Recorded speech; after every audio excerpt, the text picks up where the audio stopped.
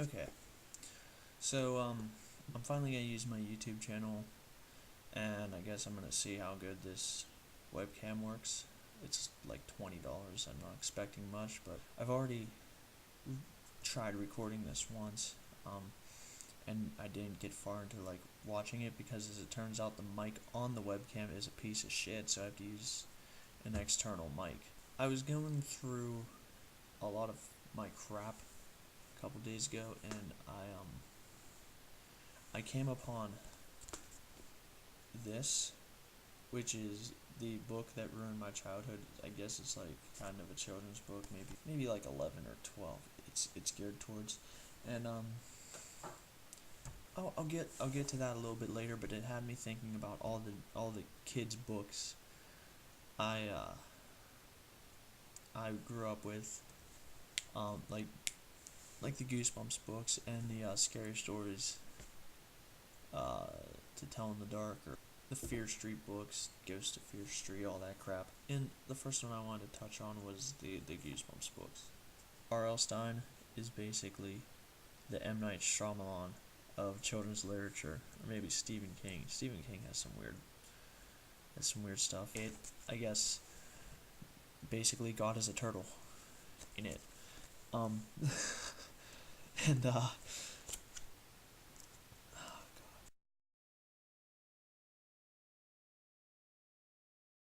I think that the big twist that R.L. Stein made, I don't have the book for reference, but was My Harriest Adventure, where they all turn into dogs. But it turned out that they were dogs all along. They all ended up being dogs. Every fucking one of them was a fucking dog. Made that way by scientists, which is another cliche from Goosebumps. Stay out of the basement. Dad is a scientist. Curse in the Mummy's Tomb. Not only were the people he was staying with scientists, but one of them tried to kill him, so it was a bad idea to leave him with him. Piano lessons can be murder. He liked chopping off children's hand, and I think he had like a robot for assistant. Bad idea to leave it with him. Werewolf of Fever Swamp. Scientists. Ghost Beach. He was staying with people who were ghosts, which is a bad idea and a plot twist. Werewolf Skin. He was staying with people who were werewolves, which is not only a bad idea, but a plot twist. Vampire Breath. They were left at home with a murderous vampire who turned out to be an uncle, which is a plot twist, but they were also vampires, which is a double plot twist. Boom.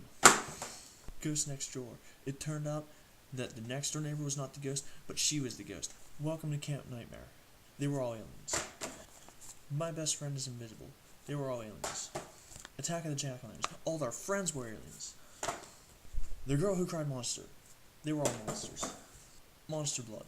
They didn't seem to get worried when the monster blood started growing. They decided that they wanted to play with it more. That's just a bad idea. That's just stupidity. I Live in Your Basement. I could not tell you what the fuck was going on in this book. One Day at Horrorland is just ridiculous because they killed all the monsters by pinching them. But then there's this one, which is Chicken Chicken, which is possibly one of the most ridiculous Goosebumps I've ever read. Because, first, they're turning into chickens, which is not as pleasant as turning into a dog.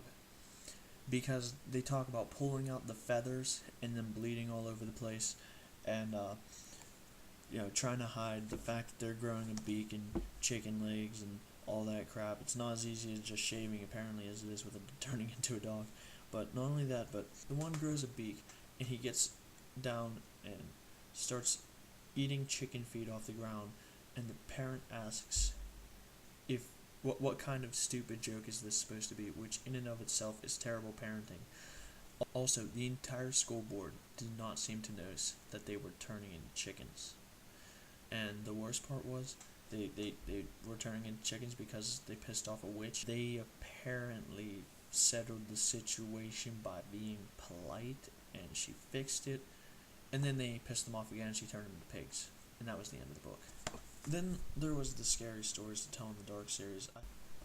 It was kind of fucked up in its own right. If you look in book 2, there's a story about he turns the children and all their fluffy pets and kitties and puppies and a couple adults into sausage because sausage is delicious when children are an ingredient, I guess.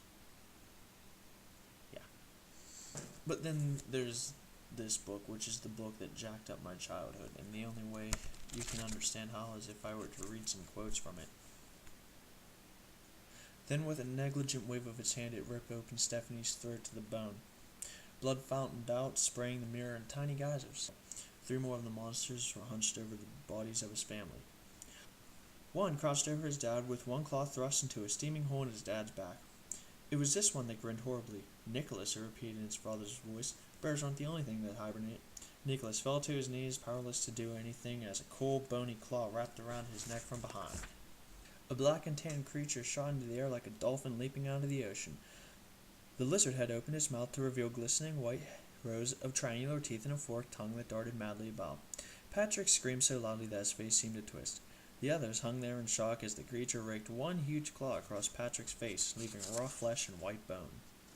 Did you see his face? It was ripped off, but he was still screaming. He was still alive when that thing took him down.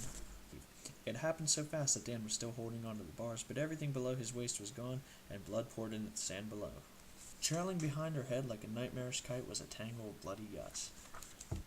I like that in one story.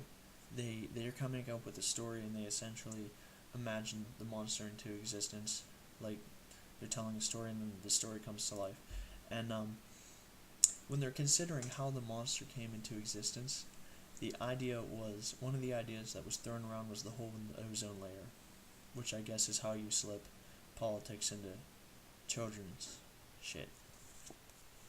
Although it's not the first time that's been done. RECYCLE recycle. CONSERVE conserve. Don't you POLLUTE pollute the river, sky, or sea, or else you're gonna get what you deserve. The ozone is in horrible condition from fluorocarbons in our atmosphere. They are too small to be seen by normal vision, but there's getting to be more of us each year. So that's me rambling about the books that I grew up on and scarred me for life. I hope you enjoyed it. If you didn't, fuck you.